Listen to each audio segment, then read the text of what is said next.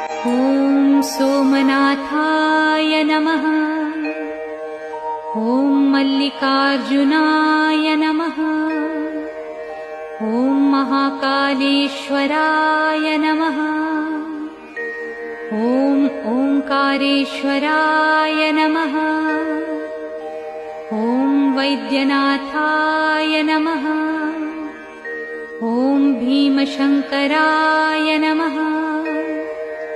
ॐ रामेश्वराय नमः। ॐ नागेश्वराय नमः। ॐ विश्वेश्वराय नमः। ॐ त्र्यंबकेश्वराय नमः। ॐ केदारेश्वराय नमः।